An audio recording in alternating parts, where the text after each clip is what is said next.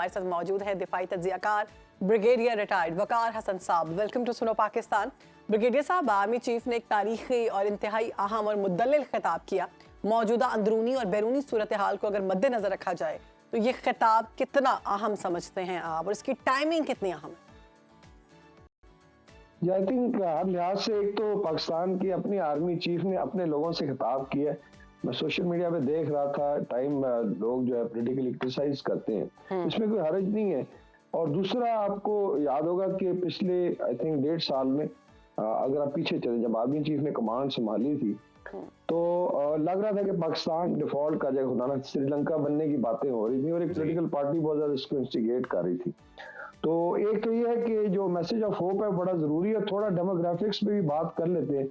पाकिस्तान के रिसोर्सेज की जरूर बात होती है, जितना कॉपर गोल्ड है, हमारी ज़राअत बड़ी पोटेंशियल है, एनर्जी का पोटेंशियल है एंड ऑल दैट। लेकिन मेरे ख्याल में जो यूथ है आपका ना, वो असल में गोल्ड है और ये स्टडीज इंटरनेशनल है। इस पर प्रोजेक्शन ये है, पैट बुशानन एक बड़े सीनियर कांग्रेसमैन रहे हैं यूएस में और एडवाइजर हैं एक्स प्रेसिडेंट के, उनकी बुक है डेथ ऑफ द वेस्ट, ये बड़ी जरूरी है यूथ पढ़े। और मैं जहाँ भी जाता हूँ यूनिवर्सिटीज में यूथ के साथ एंगेज हो तो मैं कहता हूँ ये जरूर पढ़े कि डेमोग्राफिक जो स्ट्रेंथ है और यूथ जो बल्ज होता है मुल्क के लिए कितना बड़ा पोटेंशियल है। हमारा तकरीबन 65% पाकिस्तान की आबादी यंग है। इट मीन्स के स्कूल गोइंग लेट्स से 15-16 साल से लेकर 50 ये बेल्ट होती है जो यंग कहलाती है। और पैट बुशानन ने कहा था जी कि यही ड्राइव करेगा दुनिया का अगला जितना भी डेवलपमेंट है 2075 तक। इट मीन कि आपके पास एक गोल्ड है यूथ का। अगर आप डिस्पोंडेंसी फैलाते हैं, लेट्स से होपलेसनेस है, और ये कहीं भी नहीं है। आप जापान को देख ले, जर्मनी को रीबिल्ड किया गया वर्ल्ड वॉर 2 के वरना की बड़ी बुरी हालत थी, तो उन्होंने बिल्डअप किया, यूथ को होप का पैगाम दिया, और ये हर जगह है। चाइना में देख ले इसका डेवलपमेंट हुई। तो आई थिंक ये एंगेजमेंट उस लिहाज से बड़ी जरूरी भी है। और सबसे बड़ी बात यह कि आप अपना आर्मी चीफ अपने यूथ के साथ बड़ी फ्रैंक गुफ्तगू कर रहे हैं और चीजों को सामने रख रहे हैं, और आई एम श्योर यूथ की तरफ से जो सजेशन आई होंगी उन पे भी अमल किया जाएगा। तो हर लिहाज से खुश बड़ी जबरदस्त बात की है जी। बिल्कुल, जो हमारी यूथ है उसको राइटली इंगेज करना बड़ा जरूरी है और पर्पसफुली इंगेज करना बड़ा जरूरी है। लेकिन आर्मी चीफ की जानिब से ये खबरदार भी किया गया सोशल मीडिया पर जो प्रोपेगेंडा किया जाता है, we are living in modern era sir, तो ये जो फेक न्यूज है ये कितना डेंजरस है? ये एक तो ये यूनिवर्सल आई थिंक चैलेंज है। आप इंडिया में चले जाएं, अभी आपको पता है राम मंदिर की इनॉग्रेशन के बाद जो अशर किया है हिंदुओं ने मुसलमानों का, और ये सारा सोशल मीडिया के थ्रू मिसगाइडेड है यूथ जो है। अच्छा, आप ट्रम्पस्टर्स का देख लें, उन्होंने ट्रम्प ने सिगरेट में जाके कैपिटल हिल पे असॉल्ट कर।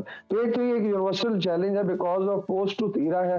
इस वक्त इंफॉर्मेशन का दौर है, हर बच्चे के पास एक मोबाइल फोन है, कोई डिवाइस है। तो वो वॉशरूम में बैठा हुआ है, बस में, he is connected with the world. और इस आई थिंक एनवायरनमेंट में फेक न्यूज फैलाना बड़ा आसान है, इसमें फेक नैरेटिव घड़ना बड़ा आसान है। उसके बाद लेकिन अगर तो आप इसको लेट से डाइवर्ट करते हैं पॉजिटिविटी की तरफ, तो यही चीज आपको ऊपर ले जा सकती है। मैं अभी मिसाल देता हूँ मिडिल ईस्ट की, वहाँ बड़ी अच्छी डेवलपमेंट है, लेकिन बाय एंड लार्ज डेमोक्रेसी तो नहीं है। लेकिन क्या वहाँ का यूथ बिविल्डर्ड है? इसी तरीके से ईरान में देख लें, खास तर्ज की गवर्नमेंट है, लेकिन वो अपना ले के साथ साथ जैसे चाइना है। तो आई वुड से कि डेमोक्रेसी में ये प्रॉब्लम है, लेकिन इसको हमने कन्वर्ट ब्रिगेडियर साहब, सोशल मीडिया को बतौर टूल के तौर पे इस्तेमाल किया जा रहा है और मुल्क की सलामती के लिए कितना खतरनाक है ये। दूसरा ये कि इसको रोकने के लिए क्या इकदाम किए जा रहे हैं और किए जा सकते हैं? जिसमें स्टेट का जो स्ट्रक्चर होता है उसमें 3 चीजें स्टेट के पास होती थी। सबसे पहले स्टेट के पास मोनोपोली ऑफ वायलेंस होती थी। इसका मुराद है कि इंटरनली पुलिस होती है, लॉ एंड ऑर्डर की, एक्सटर्नली फौज होती है, जो बॉर्डर पुलिस का मतलब वायलेंस से मुराद है कि जब अग्रेशन की बारी आती है स्टेट के बिहाफ पे एग्रेसिव एटीट्यूड करेगी या डिफेंस करेगी। ये मतलब ट्रेडिशनल है। फिर एक और इम्पोर्टेंट चीज रही है इंफॉर्मेशन दौर में, मोनोपोली ऑन इंफॉर्मेशन। अखबारात थे या टीवी चैनल्स थे, अभी वो दौर आई थिंक खत्म हुआ है।